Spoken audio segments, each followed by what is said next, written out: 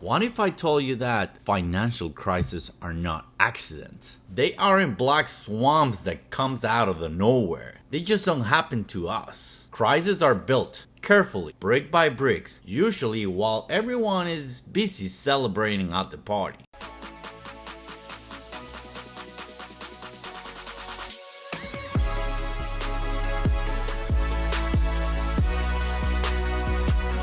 Welcome to TradingBits X. This channel is all about decoding the economy from the ground up. No noise, just signal. The scary part of this is that the exact same forces that cause the global economy to melt down are the same psychology traps that are causing you to lose money in your personal portfolio right now. Today we're stripping back the curtain of the architecture of collapse. By the end of this video, you won't just understand the markets, you'll see the cracks before the building falls. Before we dive into this wreckage, do me a huge favor and smash that like button. It tells the algorithm that financial literature matters.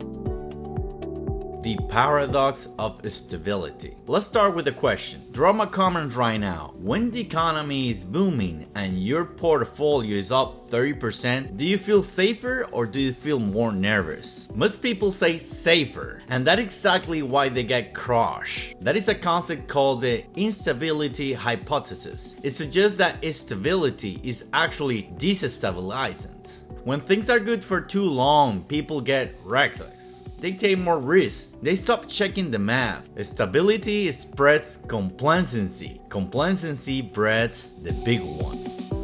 The debt trap. Every single crisis in history, from 1929 to 2000 to the next one, has one common denominator: excess debt. Debt is like financial caffeine. It's like a little bit health you grow, but too much and your heart explodes. The problem is that the system is addicted to it. When debts grow faster than the actual economy incomes, the system becomes a ticker time bomb. Think about it. Governments spend money they don't have.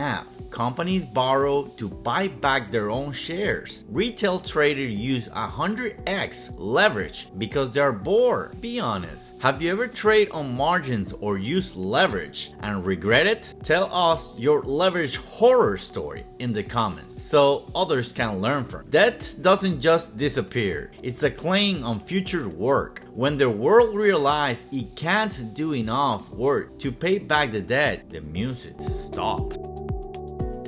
Zombie economy. When money is cheap, low interest rates, we get something called misallocation of capital. In a healthy world, money flows to the best ideas. In a world of free money, it flows into garbage. Unprofitable tech companies that loses billions, speculative JPEs of monkeys, real estate bubble in the middle of nowhere. This is the zombie economy. We keep debt's company alive with more debts. Instead of building the future, we're just betting on price tags. Ask yourself, are you buying an asset because it produces value? Or are you just hoping someone else is dumber than you and will buy it for a higher price tomorrow?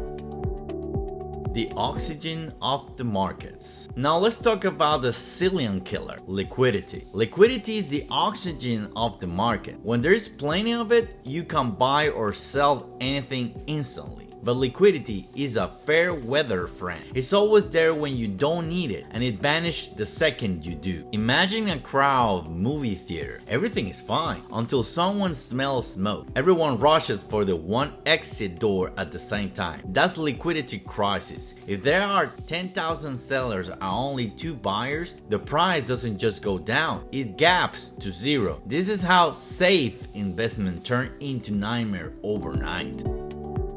Systematic fragility. When you combine high debts, bad investment, and disappearing liquidity, you get synthetic fragility. The system becomes so tightly wound that a single butterfly effect can trigger a global collapse. A bank in Europe fails. which causes a hedge fund in New York to margin call, which causes a retail sell-off in Tokyo. It is a chain reaction, and the people who get hurt the most are the ones who thought the party would never end. If you're finding this breakdown useful, hit the subscribe button and turn on the notifications. We're building a community of traders who wants to understand the why, not just the what. Why are you losing money?